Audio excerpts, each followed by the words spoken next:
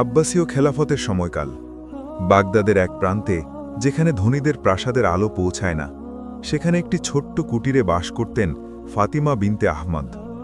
তার স্বামী, যিনি একজন সৎ ব্যবসায়ী ছিলেন, কয়েক বছর আগে একটি মহামারীতে মারা গিয়েছিলেন।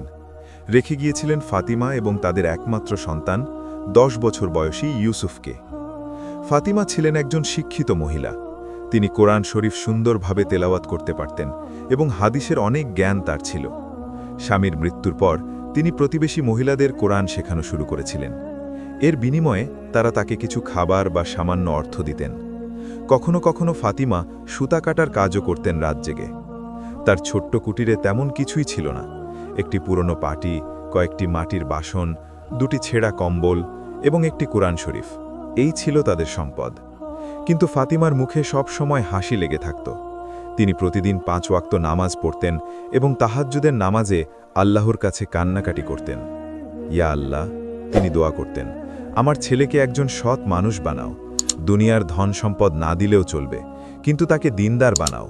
তাকে এমন বানাও যে তোমাকে ভয় করে এবং তোমার রাসূল সাল্লাল্লাহু আলাইহি ওয়াসাল্লামের সুন্নাহ অনুসরণ করে। ছোট্ট ইউসুফ ছিল অত্যন্ত বুদ্ধিমান এবং মেধাবী। তার মা তাকে কোরআন শরীফ শিক্ষা দিয়েছিলেন এবং মাত্র 8 বছর বয়সে সে পুরো কোরআন হিফজ করে ফেলেছিল।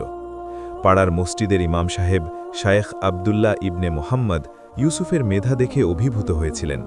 তিনি ফাতিমাকে বলেছিলেন, তোমার ছেলের মধ্যে আল্লাহ বিশেষ কিছু রেখেছেন, তাকে ভালো শিক্ষা দাও। ইমাম সাহেব নিজেই ইউসুফকে হাদিস এবং ফিকহের প্রাথমিক শিক্ষা দিতে শুরু করলেন। তিনি কোনো পারিশ্রমিক নিতেন না। তিনি বলতেন, আল্লাহর দ্বীনের জ্ঞান বিতরণ করার জন্য কোনো পারিশ্রমিক নেওয়া যায় না, এটি আমার দায়িত্ব।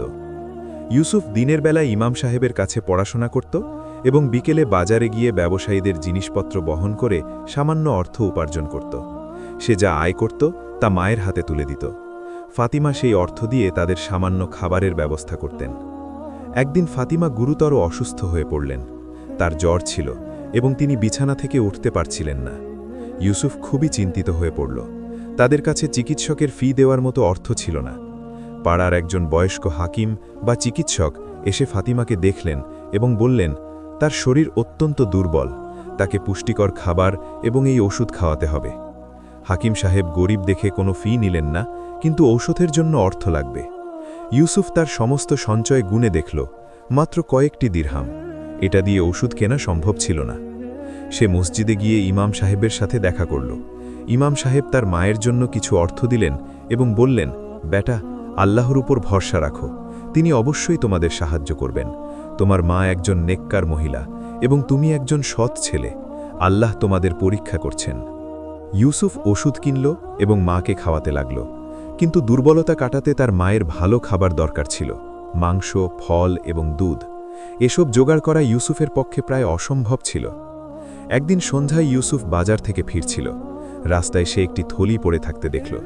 চারপাশে কেউ ছিল না।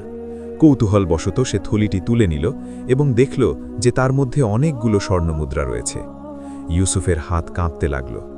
এই অর্থ দিয়ে সে তার মায়ের চিকিৎসা করাতে পারবে, ভালো খাবার কিনতে পারবে, এমনকি তাদের জীবনে কিছুটা স্বস্তি আনতে পারবে। কিন্তু তার মনে পড়ল মায়ের শেখানো হাদিস, যে ব্যক্তি এমন জিনিস পায় যা তার নয় এবং তা ফেরত দেওয়ার চেষ্টা করে না, সে চোর। সহি মুসলিম। ইউসুফের মন 2টি ভাগে বিভক্ত হয়ে গেল। একদিকে তার অসুস্থ মা, অন্যদিকে আল্লাহর ভয়। সে দাঁড়িয়ে রইল কিছুক্ষণ, তারপর সিদ্ধান্ত নিল। সে থরিটি নিয়ে মসজিদে গেল এবং ইমাম সাহেবকে বলল, এটি আমি রাস্তায় পেয়েছি, এর মালিককে খুঁজে বের করতে সাহায্য করুন। ইমাম সাহেব ইউসুফের মাথায় হাত রাখলেন এবং বললেন, আল্লাহ তোমাকে বরকত দান করুন, তুমি এই কঠিন পরীক্ষায় উত্তীর্ণ হয়েছ। ইমাম সাহেব ঘোষণা করলেন যে একটি থলি পাওয়া গেছে এবং মালিক এসে তার বিশেষত্ব বলে থলি নিয়ে যেতে পারবে। 3 দিন পর একজন ব্যবসায়ী এসে থলির সঠিক বিবরণ দিলেন। থলিটি তারই ছিল এবং তিনি বাজার থেকে ফেরার সময় হারিয়ে ফেলেছিলেন। ব্যবসায়ী ইউসুফকে ধন্যবাদ দিলেন এবং পুরস্কার হিসেবে কিছু স্বর্ণমুদ্রা দিতে চাইলেন। কিন্তু ইউসুফ বলল, না, আমি পুরস্কার চাই না, আমি আল্লাহর সন্তুষ্টির জন্য এটি করেছি। ব্যবসায়ী অবাক হলেন। তিনি বললেন, এই যুগে এমন সৎ ছেলে পাওয়া দুর্লভ। তোমার কোনো সমস্যা আছে কি? আমি কি সাহায্য করতে পারি? ইউসুফ তার মায়ের অসুস্থতার কথা বলল। ব্যবসায়ী তখন বললেন, আমি তোমার মায়ের চিকিৎসার খরচ বহন করব এবং তোমাদের জন্য খাবারের ব্যবস্থা করব। এটা ঋণ নয়, বরং আল্লাহর রাস্তায় সাদাকা, আল্লাহর সাহায্য। ব্যবসায়ী, যার নাম ছিল হারুন ইবনে আব্দুল মালিক, সত্যি ইউসুফের মায়ের চিকিৎসার ব্যবস্থা করলেন। তিনি বাগদাদের সেরা হাকিমকে ডেকে পাঠালেন। হাকিম সাহেব ফাতিমাকে দেখলেন এবং উপযুক্ত চিকিৎসা দিলেন। ধীরে ধীরে ফাতিমার স্বাস্থ্য ভালো হতে লাগল। ফাতিমা যখন একটু সুস্থ হলেন, তখন তিনি ইউসুফকে জিজ্ঞেস করলেন, বেটা, এইসব কিভাবে হলো? ইউসুফ পুরো ঘটনা খুলে বলল। ফাতিমা চোখের পানি ফেললেন এবং বললেন, আল্লাহু আকবার, আল্লাহ তোমার সততার প্রতিদান দিয়েছেন বেটা। তুমি যদি সেই থলিটি রেখে দিতে, তাহলে হয়তো আমরা কিছুদিনের জন্য স্বাচ্ছন্দ্যে থাকতাম, কিন্তু আল্লাহর গজব আমাদের উপর নেমে আসত। কিন্তু তুমি সৎ থেকেছ, আর তাই আল্লাহ আমাদের সাহায্য করেছেন। হারুন ইবনে আব্দুল মালিক ইউসুফের সততায় এতটাই মুগ্ধ হয়েছিলেন যে তিনি ইউসুফকে তার ব্যবসায়িক প্রতিষ্ঠানে কাজ দেওয়ার প্রস্তাব দিলেন। তিনি বললেন, তুমি এখনও ছোট, কিন্তু আমি চাই তুমি আমার ব্যবসা শেখো। আমার প্রয়োজন এমন একজন সৎ মানুষ যে আমার ব্যবসা সততার সাথে পরিচালনা করবে। কিন্তু ইউসুফ বলল, আমি আপনার দয়ার কথা ভুলব না, কিন্তু এখন আমি দ্বীনি শিক্ষা নিতে চাই। ইমাম সাহেব আমাকে শিখাচ্ছেন, আমি আলেম হতে চাই। হারুন সাহেব হাসলেন এবং বললেন, খুবই ভালো, আমি তোমার এবং তোমার মায়ের জীবনযাত্রার খরচ বহন করব যতক্ষণ তুমি শিক্ষা নিচ্ছ। কিন্তু মনে রেখো, আমি এটা তোমার সততার প্রতিদান হিসেবে করছি না, বরং আল্লাহর রাস্তায় খরচ করছি। এই ঘটনা থেকে ফাতিমা এবং ইউসুফ দুটি বড় শিক্ষা পেল। প্রথমত, আল্লাহ তাআলা বলেছেন, যে আল্লাহকে ভয় করে, আল্লাহ তার জন্য সমস্যা থেকে মুক্তির পথ করে দেন এবং তাকে এমন উৎস থেকে রিজিক দেন যা সে কল্পনাও করতে পারে না। সূরা তালাক। দ্বিতীয়ত, রাসূলুল্লাহ সাল্লাল্লাহু আলাইহি ওয়াসাল্লাম বলেছেন, সততা কল্যাণের পথ দেখায় এবং কল্যাণ জান্নাতের পথ দেখায়। সহিহ বুখারী। রাতে ফাতিমা এবং ইউসুফ দীর্ঘ সিজদায় পড়ে আল্লাহর শুকরিয়া আদায় করলেন। ফাতিমা বললেন, ইয়া আল্লাহ, তুমি আমাদের উপর কত মেহেরবান। আমরা তোমার কাছে কিছু চাইনি, কিন্তু তুমি আমাদের সব কিছু দিয়েছ। আমরা শুধু সৎ থেকেছি, আর তুমি আমাদের পুরস্কৃত করেছ। এই ছিল তাদের জীবনের প্রথম বড় পরীক্ষা এবং প্রথম বড় পুরস্কার। কিন্তু আল্লাহ তাদের জীবনে আরও অনেক পরীক্ষা রেখেছিলেন এবং প্রতিটি পরীক্ষায় তারা তাদের সবর এবং সততার প্রমাণ দিয়েছিলেন। হারুন ইবনে আব্দুল মালিকের সহযোগিতায় ইউসুফের জীবনে একটি নতুন অধ্যায় শুরু হলো। এখন সে পুরোপুরি দ্বীনি ইলম অর্জনে মনোনিবেশ করতে পারছিল। ইমাম আবদুল্লাহ ইবনে মোহাম্মদ তার শিক্ষক ছিলেন এবং ইউসুফ ছিল অত্যন্ত মনোযোগী ও মেধাবী ছাত্র। প্রতিদিন ফজরের নামাজের পর ইউসুফ মসজিদে গিয়ে হাদিস এবং ফিকহের দর্স শুনত। ইমাম সাহেব তাকে ইমাম আবু হানিফা, ইমাম মালিক, ইমাম শাফেঈ এবং ইমাম আহমদ ইবনে হাম্বল রাহিমাহুমুল্লাহের মাযহাব এবং তাদের ইজতিহাদের পদ্ধতি শিখাতেন। ইউসুফের স্মরণশক্তি ছিল অসাধারণ। তিনি শত শত হাদিস মুখস্থ করে ফেলেছিলেন। ইমাম সাহেব প্রায়ই বলতেন, ইউসুফ, তুমি শুধু জ্ঞান অর্জন করছো না, বরং তুমি জ্ঞানের সাথে আমল করছো। এটাই প্রকৃত ইলম। অনেক আলেম আছেন যারা হাজারো হাদিস জানেন কিন্তু তাতে আমল করেন না, কিন্তু তুমি যা শিখছ তা জীবনে প্রয়োগ করছো। ইউসুফ শুধু ইলম শিখতই না, বরং সে দরিদ্র মানুষদের সাহায্য করত। হারুন সাহেব যে ভাতা তাকে দিতেন, তার একটি অংশ সে গরিব ছাত্রদের মধ্যে বিতরণ করত।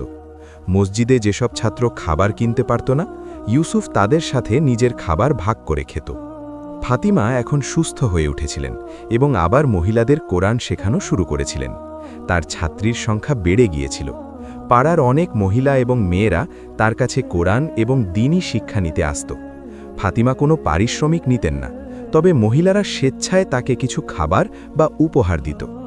ফাতিমা তার ছেলেকে প্রায়ই বলতেন, বেটা, দুনিয়া ক্ষণস্থায়ী। আজ আমরা গরিব, কাল হয়তো আল্লাহ আমাদের সচ্ছল করে দেবেন, কিন্তু যাই হোক, আমরা যেন আমাদের আখলাক এবং সততা না হারাই। ধনী গরিব সবাই মরে যাবে, কিন্তু আখেরাতে টিকে থাকবে শুধু নেক আমল। একদিন ফাতিমা ইউসুফকে একটি গল্প শোনালেন। তিনি বললেন, তোমার দাদা, আমার শ্বশুর, একজন বড় ব্যবসায়ী ছিলেন। তার অনেক সম্পদ ছিল, কিন্তু তিনি সবসময় বলতেন, সম্পদ আল্লাহর আমানত, এটা সঠিকভাবে খরচ করতে হবে। তিনি গরিবদের অনেক সাহায্য করতেন। তোমার বাবাও তার মতোই ছিলেন। তারা কখনো হারাম উপার্জন করেননি এবং কখনো কারো সাথে প্রতারণা করেননি। তোমাকেও এই পথে চলতে হবে। ইউসুফ মাথা নিচু করে বলল, আম্মা, আমি আল্লাহর কসম করে বলছি, আমি কখনো হারাম কাজ করব না এবং কখনো কারো সাথে অন্যায় করব না। আমি আলেম হতে চাই, কিন্তু এমন আলেম যে মানুষকে সঠিক পথ দেখায়। বছর দুয়েক কেটে গেল। ইউসুফ এখন 15 বছরের যুবক। তার ইলমের খ্যাতি ছড়িয়ে পড়তে শুরু করেছে। বাগদাদের বিভিন্ন মসজিদে সে হাদিসের দর্স দিতে শুরু করেছিল। মানুষ তার সরলতা, বিনয় এবং জ্ঞানের গভীরতায় মুগ্ধ হতো। একদিন খলিফার দরবার থেকে একটি বার্তা এলো। খলিফা হারুন আর রাশিদের একজন উজির ইউসুফের সাথে দেখা করতে চান। ইউসুফ এবং ফাতিমা খুবই অবাক হলেন। খলিফার দরবারের কেউ তাদের মতো সাধারণ মানুষের সাথে দেখা করতে চান কেন? উজির, যার নাম ছিল ইয়াহিয়া ইবনে খালিদ আল বারমাকি, ইউসুফের কাছে এসে বললেন, আমি তোমার ইলম এবং চরিত্রের কথা শুনেছি। খলিফা সাহেব চান যে তুমি তার ছেলেদের শিক্ষক হও।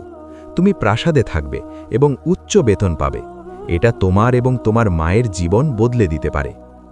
ইউসুফ কিছুক্ষণ চুপ থাকল, তারপর বলল, আমাকে আমার মায়ের সাথে পরামর্শ করার সময় দিন। উজির চলে যাওয়ার পর ফাতিমা ইউসুফকে বললেন, বেটা, এটা একটি বড় পরীক্ষা। ক্ষমতা এবং সম্পদ মানুষকে পথভ্রষ্ট করতে পারে। তুমি নিজেকে জিজ্ঞেস করো, এই কাজ করলে কি তুমি আল্লাহর সন্তুষ্টি অর্জন করতে পারবে, নাকি দুনিয়াবি স্বার্থ এতে বেশি? ইউসুফ রাতভর চিন্তা করল এবং তাহাজ্জুদ পড়ে আল্লাহর কাছে দোয়া করল। সকালে সে ইমাম আবদুল্লাহর সাথে দেখা করল এবং পরামর্শ চাইল। ইমাম সাহেব বললেন, ইউসুফ, খলিফার পুত্রদের শিক্ষা দেওয়া একটি বড় দায়িত্ব। যদি তুমি তাদের সঠিক দিন শিক্ষা দিতে পারো, এটা বড় নেকির কাজ। কিন্তু মনে রেখো, ক্ষমতাবানদের কাছাকাছি থাকা বিপজ্জনক। তারা চাইবে তুমি তাদের মন রক্ষা করো, এমনকি যদি সেটা দ্বীনের বিরুদ্ধে যায়। তুমি কি এই চাপ সহ্য করতে পারবে? ইউসুফ গভীরভাবে চিন্তা করে একটি সিদ্ধান্ত নিল। সে উজিরকে বলল, আমি এই দায়িত্ব নিতে রাজি আছি, কিন্তু কিছু শর্তে। উজির জিজ্ঞেস করলেন, কি শর্ত? ইউসুফ বলল, প্রথম, আমি যা সত্য মনে করব তা শিক্ষা দেব। কেউ আমাকে দ্বীনের ব্যাপারে আপোষ করতে বলতে পারবে না। দ্বিতীয়, আমি প্রাসাদে থাকব না। আমি আমার মায়ের সাথে আমাদের কুটিরে থাকব এবং প্রতিদিন প্রাসাদে আসব। তৃতীয়, আমার বেতন থেকে অর্ধেক আমি গরিবদের মধ্যে বিতরণ করব। উজির অবাক হলেন। তিনি বললেন, তুমি কি পাগল? তোমাকে প্রাসাদে বিলাসবহুল জীবন দেওয়া হচ্ছে এবং তুমি তা প্রত্যাখ্যান করছ? ইউসুফ শান্তভাবে বলল, আমি দুনিয়ার বিলাসিতা চাই না, আমি আল্লাহর সন্তুষ্টি চাই। রাসূলুল্লাহ সাল্লাল্লাহু আলাইহি ওয়াসাল্লাম বলেছেন, দুনিয়া আখিরাতের তুলনায় এমন যেমন তোমাদের কেউ তার আঙুল সমুদ্রে ডুবিয়ে দেখে কতটুকু পানি উঠে আসে। সহি মুসলিম। উজির ইয়াহিয়া দীর্ঘশ্বাস ফেললেন এবং বললেন, আমি তোমার শর্ত খলিফা সাহেবের কাছে পেশ করব, কিন্তু আমি মনে করি তিনি রাজি হবেন। প্রাসাদে প্রথম দিন। খলিফা হারুন আর রশিদ ইউসুফের শর্ত মেনে নিলেন। তিনি নিজেও একজন জ্ঞানী মানুষ ছিলেন এবং তার ছেলেদের জন্য একজন সৎ এবং জ্ঞানী শিক্ষক চেয়েছিলেন। ইউসুফের প্রথম দিন প্রাসাদে। খলিফার 3 পুত্র, আল আমিন, আল মামুন এবং আল মুতাম্মিন তার শিক্ষক। তারা সবাই বয়সে ইউসুফের কাছাকাছি বা কিছুটা ছোট। ইউসুফ প্রথম দিন তাদের বলল, আমি তোমাদের শুধু কিতাব পড়াবো না, আমি তোমাদের কিভাবে একজন ন্যায়পরায়ণ শাসক হতে হয়, কিভাবে প্রজাদের দেখাশোনা করতে হয় এবং কিভাবে আল্লাহকে ভয় করে শাসন করতে হয় তা শিক্ষা দেব। আল মামুন, যে 3 জনের মধ্যে সবচেয়ে বুদ্ধিমান ছিল, জিজ্ঞেস করল, উস্তাদ, আমাদের বাবা তো ইতিমধ্যেই একজন মহান খলিফা, আমরা কেন এসব শিখব? ইউসুফ বলল, তোমার বাবা সত্যি একজন মহান শাসক, কিন্তু প্রত্যেককে আল্লাহর কাছে তার কাজের জবাবদিহি করতে হবে। রাসূলুল্লাহ সাল্লাল্লাহু আলাইহি ওয়াসাল্লাম বলেছেন, তোমরা প্রত্যেকে দায়িত্বশীল এবং তোমাদের প্রত্যেককে তার দায়িত্ব সম্পর্কে জিজ্ঞাসা করা হবে। সহি বুখারী। একজন শাসক তার প্রজাদের জন্য দায়ী। রাজকুমাররা ইউসুফের কথায় মুগ্ধ হল। তারা কখনো এমন সরাসরি এবং সত্য কথা শোনেনি। দ্বিতীয় পরীক্ষা, ন্যায়ের পক্ষে দাঁড়ানো। কিছুদিন পর একটি ঘটনা ঘটল। আল আমিন, যে 3 জনের মধ্যে সবচেয়ে বড়, একদিন প্রাসাদের একজন দাসের সাথে খারাপ ব্যবহার করল। দাসটি কাজে ভুল করেছিল বলে আল আমিন তাকে প্রহার করেছিল। ইউসুফ যখন এই ঘটনা শুনল, সে সরাসরি আল আমিনের কাছে গেল এবং বলল, এটা অন্যায়। ইসলামে দাসদাসীদের সাথে সদয় ব্যবহার করার নির্দেশ দেওয়া হয়েছে। রাসূলুল্লাহ সাল্লাল্লাহু আলাইহি ওয়াসাল্লাম বলেছেন, তোমাদের দাসদাসী তোমাদের ভাই বোন। আল্লাহ তাদের তোমাদের অধীনে করেছেন, তাই যে তার ভাইকে তার অধীনে পেয়েছে সে যেন তাকে নিজে যা খায় তা খাওয়ায় এবং নিজে যা পড়ে তা পড়ায়। সহি মুসলিম। আল আমিন রাঙান্বিত হল এবং বলল, তুমি আমাকে শিক্ষা দিচ্ছ, আমি ভবিষ্যতের খলিফা। ইউসুফ শান্তভাবে বলল, হ্যাঁ, এবং সেজন্যই তোমাকে আরও বেশি ন্যায়পরায়ণ হতে হবে। ক্ষমতা দায়িত্ব নিয়ে আসে, অহংকার নয়। আল আমিন রাগে চলে গেল এবং খলিফা হারুন আর রশিদের কাছে অভিযোগ করল। খলিফা ইউসুফকে ডেকে পাঠালেন। খলিফা জিজ্ঞেস করলেন, তুমি কি আমার ছেলেকে অপমান করেছ? ইউসুফ সাহসের সাথে বলল, না খলিফা, আমি তাকে সত্য শিখিয়েছি। যদি আমি মিথ্যা বলি বা অন্যায়কে সমর্থন করি তাহলে আমি একজন মিথ্যা শিক্ষক হব। আপনি কি এমন শিক্ষক চান যে আপনার ছেলেদের তোষামত করবে, নাকি এমন শিক্ষক যে তাদের সঠিক পথ দেখাবে? খলিফা হারুন আর রশিদ কিছুক্ষণ চুপ থাকলেন, তারপর হাসলেন এবং বললেন, তুমি সত্যিই একজন সাহসী এবং সৎ মানুষ। আমি এজন্যই তোমাকে নিয়োগ করেছি। আমার ছেলেকে গিয়ে বলো যে তাকে ক্ষমা চাইতে হবে সেই দাসের কাছে। এই ঘটনা প্রাসাদে ছড়িয়ে পড়ল এবং সবাই ইউসুফের সাহসিকতা এবং ন্যায়পরায়ণতার প্রশংসা করল। ইউসুফ এখন খলিফার রাজপ্রাসাদে একজন সম্মানিত শিক্ষক। তার খ্যাতি বাগদাদের সর্বত্র ছড়িয়ে পড়েছে। মানুষ তাকে আস-সাদিক বা সত্যবাদী বলে ডাকত। তার বেতন ভালো ছিল, কিন্তু সে তার প্রতিশ্রুতি অনুযায়ী অর্ধেক গরিবদের মধ্যে বিতরণ করত। ফাতিমা তার ছেলের সাফল্য দেখে খুশি ছিলেন, কিন্তু সাথে সাথে চিন্তিতও ছিলেন। তিনি জানতেন যে ক্ষমতার কাছাকাছি থাকা বিপজ্জনক। তিনি প্রতিদিন ইউসুফের জন্য দোয়া করতেন যাতে আল্লাহ তাকে সঠিক পথে রাখেন। একদিন সন্ধ্যায় ফাতিমা ইউসুফকে বললেন, বেটা, আমি স্বপ্নে দেখেছি তুমি একটি বড় পরীক্ষার সম্মুখীন হবে। তোমাকে সত্য এবং দুনিয়ার মধ্যে বেছে নিতে হবে। আমি চাই তুমি সবসময় সত্যকে বেছে নাও, যতই কষ্ট হোক না কেন। ইউসুফ তার মায়ের কথা গুরুত্বের সাথে নিল। সে বলল, আম্মা, আপনি আমাকে এই পথে চলতে শিখিয়েছেন। আমি কখনো বিচ্যুত হব না, ইনশাআল্লাহ। প্রাসাদে কিছু উজির এবং অভিজাতরা ইউসুফকে পছন্দ করত না। তারা মনে করত যে এই সাধারণ পরিবারের ছেলে খলিফার কাছে অতিরিক্ত প্রভাব বিস্তার করছে। তারা চাইত এমন কাউকে যে তাদের স্বার্থ রক্ষা করবে, ন্যায় অন্যায়ের কথা বলবে না। তাদের মধ্যে একজন ছিলেন উজির আল ফাজল ইবনে রাবি। তিনি একজন চালাক এবং ক্ষমতানভী মানুষ ছিলেন। তিনি ইউসুফকে সরিয়ে দিতে চাইতেন। একদিন আল ফাজল খলিফার কাছে এসে বললেন, হুজুর, আমি শুনেছি ইউসুফ আপনার ছেলেদের এমন কিছু শিক্ষা দিচ্ছে যা রাষ্ট্রের জন্য ক্ষতিকর। সে তাদের শেখাচ্ছে যে একজন শাসকের সম্পদ গরিবদের মধ্যে বিতরণ করা উচিত এবং বিলাসবহুল জীবনযাপন করা উচিত নয়। এটা কি রাজপরিবারের জন্য সঠিক? খলিফা হারুন আর রশিদ কপালে হাত রাখলেন। তিনি বললেন, ইউসুফ কি ভুল বলছে? ইসলামে তো এটাই শিক্ষা, কিন্তু আমি তার সাথে কথা বলবো। পরদিন খলিফা ইউসুফকে ডেকে বললেন, ইউসুফ, তুমি আমার ছেলেদের কি শেখাচ্ছ? ইউসুফ সরাসরি উত্তর দিল, হুজুর, আমি তাদের কুরআন এবং সুন্নাহ শেখাচ্ছি। আমি তাদের বলছি যে একজন শাসক আল্লাহর খলিফা এবং তাকে ন্যায় বিচার করতে হবে। আমি তাদের খলিফা উমর ইবনে খাত্তাব রাদিয়াল্লাহু আনহুর জীবনী শোনাচ্ছি, যিনি নিজে দরিদ্রদের মতো জীবনযাপন করতেন, কিন্তু তার প্রজাদের সুখী রাখতেন। খলিফা বললেন, কিন্তু আমরা তো খলিফা উমরের মতো নই। আমরা এই বিশাল সাম্রাজ্য পরিচালনা করছি। আমাদের কিছু বিলাসিতা দরকার। ইউসুফ নম্রভাবে বলল, হুজুর, আমি আপনার বিচক্ষণতাকে সম্মান করি, কিন্তু আমার দায়িত্ব হল আপনার ছেলেদের ইসলামের প্রকৃত শিক্ষা দেওয়া। যদি আপনি চান যে আমি তাদের দুনিয়াদারির শিক্ষা দেই, তাহলে অন্য কাউকে নিযুক্ত করুন। আমি এই কাজের জন্য উপযুক্ত নই।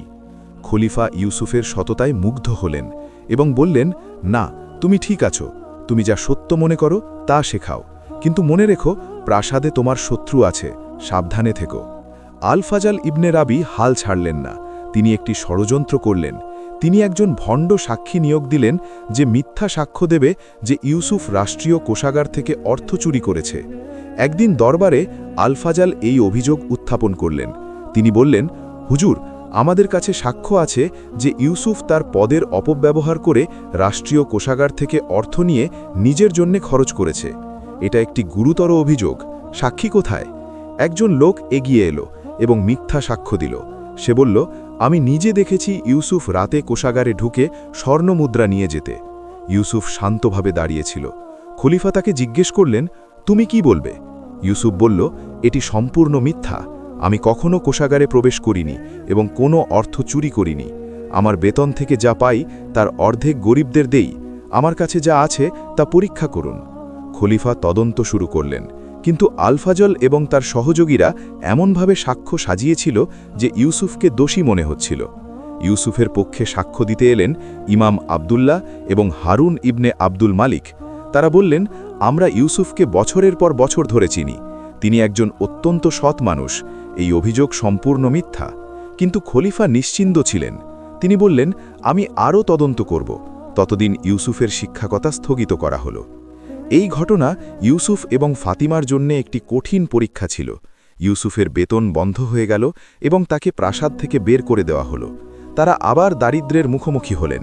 কিন্তু ফাতিমা ইউসুফকে বললেন, বেটা, এটা আল্লাহ পরীক্ষা। মনে রেখো, হযরত ইউসুফ আলাইহিসসালামকে মিথ্যা অভিযোগে জেলে রাখা হয়েছিল, কিন্তু আল্লাহ তাকে মিশরের অর্থমন্ত্রী বানিয়েছিলেন। আল্লাহ সাবার করা মানুষদের ভালোবাসেন। ইউসুফ তার মায়ের কথায় সান্ত্বনা পেল। সে প্রতিদিন 5 ওয়াক্ত নামাজ পড়ত এবং তাহাজ্জুদে আল্লাহর কাছে কাঁদত।